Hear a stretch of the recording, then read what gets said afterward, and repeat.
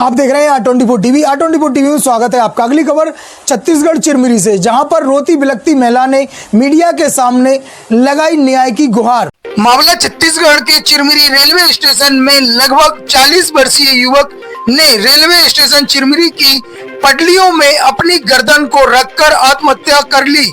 मृतक संजू सिंह नेपाली की पत्नी ने सेंट्रल बैंक के मैनेजर पर सीधा आरोप लगाते हुए मीडिया के सामने रोते बिलखते मीना सिंह ने मीडिया के सामने अपनी आप बीती बताई। उन्होंने कहा कि सेंट्रल बैंक के मैनेजर का व्यवहार संतोषप्रद नहीं है। अक्सर लोगों के साथ उनका नोकझोंक होता रहता है। इसी संबंध में निष्पक्ष भारतीय पत्रकारिता संगठन के प्रदेश अध्यक्ष आर स्टीफन एवं प्रदेश सचिव मोहम्मद जाफिर ने इस घटना से जुड़े जो भी लोग हैं उन पर सख्ती से कार्रवाई करने की पुलिस प्रशासन से मांग की है और पीड़िता को परिवार को भरोसा दिलाने की निष्पक्ष भारतीय पत्रकारिता संगठन उनके साथ है। आपकी आवाज को हमेशा उठाया जाएगा और उनको न्याय दिलाने का भरपूर प्रयास किया जाएगा। बने रहिए R24 टीवी के साथ, देखिए खास रिपोर्ट। आपका नाम? मीना सिंह अधिवक्ता। कल जो घटना हुई इसके बारे में बताएंगे, कैसी घटना हुई, क्यों हुई, क्या वजह था? सर, मेरे पति सेंट्रल बैंक में कार्यरत थे और पिछले कुछ दिनों से वहाँ के जो ब्रांच मैनेजर है रुपेश सिंह, वो मेरे पति को हर दिन टॉर्चर कर रहा था सर, मानसिक रूप से प्रताड़ना कर रहा था उनके ऊपर, जिससे क्षुब्ध होकर मेरे पति को आत्महत्या करने पर मजबूर कर दिया सर उसने। किस लिए आप वो आपके सर उनके खाते से बिना बताए पैसा निकाल लिया उसने और पैसा का बार बार मांग करने के बाद भी वो पैसा देने से आनाकानी करने लगा। कितना पैसा निकाले थे? सर उसका पूरा कॉपी है मेरे पास, वो बहुत बार पैसा निकाला है।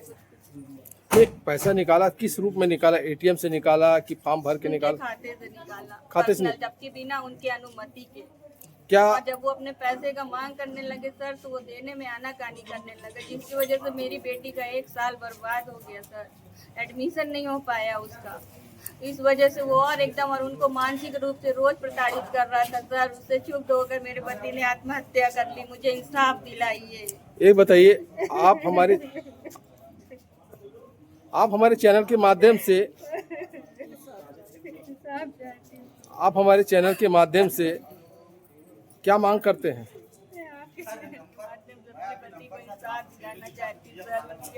हर रिपोर्ट हटाने में दर्ज थी सर। अंबिकापुर से भी उनकी सब प्रारंभिक जांच चल रही थी सर, किसी ने कोई ध्यान नहीं दिया मेरे पति को। ये मामला कब का है? ये मामला करीबन 2 साल से उनकी पेमेंट भी नहीं दी गई सर। क्या आपके पति जो बैंक में काम करते थे स्थायी रूप से कि अस्थायी से? स्थायी रूप से ही थे सर। क्या अस्थायी से? कितना तनख्वाह मिलता था प्रत्येक महीना? एक महीना सर उनका 20,000 रुपए। क्या वो वेतन उनके पासबुक में चढ़ता था क्या? नहीं। तो फिर किस रूप में पैसे पेमेंट होती थी? 2 साल से पेमेंट नहीं हुई है, सब क्लियर करो ना। 2 साल से पेमेंट नहीं हुई थी सर, उनको कैश दिया जा रहा था। नकदी दिया जाता? किसके द्वारा दिया जाता था और बैंक मैनेजर क्यों वैसा वसूल रहा था? बैंक मैनेजर किस रूप में पैसा वसूल रहा था?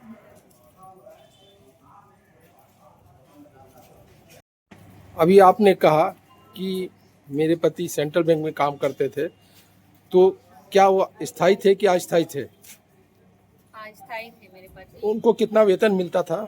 वो कमीशन बेस पे काम करते थे जी, और कमीशन बेस में उनको पेमेंट मिलती थी। तो पेमेंट क्या नकदी मिलती थी कि उनके पासबुक में जमा होती थी? पासबुक में जमा होती थी सर, और उनके पासबुक में से ही वो ब्रांच मैनेजर रुपेश सिंह आए दिन उनके खाते से पैसा निकाल लिया करता था। क्या इस बारे में उन्होंने किसी परिवारजनों को इस बारे में बताया था क्या? सर उसने मुझे बताया था, मैं उनकी पत्नी हूँ।